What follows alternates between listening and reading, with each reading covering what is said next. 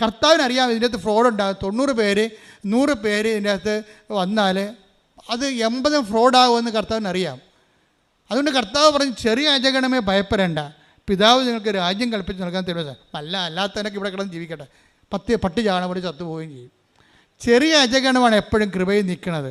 അപ്പം നമ്മളെ സംബന്ധിച്ചിടത്തോളം ഉടമ്പടിയിലുള്ളവർ ഉത്തരവാദിത്തപൂർവമായ കൗദാശ ജീവിതത്തിൻ്റെ പിന്തുടർച്ചയായിട്ടാണ് ഫാൻ ആൻഡ് ഫ്ലെയിംസ് എൻ്റെ കൈവെപ്പിലൂടെ പറഞ്ഞേ, എന്റെ കൈവെപ്പിലൂടെ നിങ്ങൾക്ക് ലഭിച്ചിരിക്കുന്ന ദൈവിക വരം വീണ്ടും ഉജ്ജ്വലിപ്പിക്കണമെന്ന് ഞാൻ ആഗ്രഹിക്കുന്നു.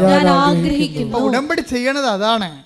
നിന്റെ ജ്ഞാനസ്ഥാനത്തിലൂടെ ആയാലും നീ വിശ്വാസം സ്വീകരിച്ച ഒരു അവസ്ഥ, അതിനിപ്പോൾ ഒരു പ്രത്യേകമായ രീതി, നീ യേശുക്രിസ്തുവിൻ്റെ രക്ഷകനായിട്ട് സ്വീകരിച്ചു കഴിഞ്ഞാൽ തന്നെ നിൻ്റെ ആത്മരക്ഷയ്ക്ക് അച്ചാരമായി. അത് വിശ്വാസം മൂലമുള്ള നിൻ്റെ ജ്ഞാനസ്ഥാനമാണത്. പക്ഷേ അത് നീ എന്ത് ചെയ്യണം? അതൊരു കുടമ്പടിക്കാലം കഴിയുമ്പോൾ പിന്നെയും പണ്ടേ പഠിച്ചുണ്ടെങ്കിൽ ഒരു പറഞ്ഞ പോലെ പോകരുത്. ആ കൃപയിൽ നിലനിൽക്കണം. അത് വീണ്ടും ഉജ്ജ്വലിപ്പിച്ച്, അത് പ്രോസസ്സ് ആൻഡ് പ്രക്രിയയാണത്.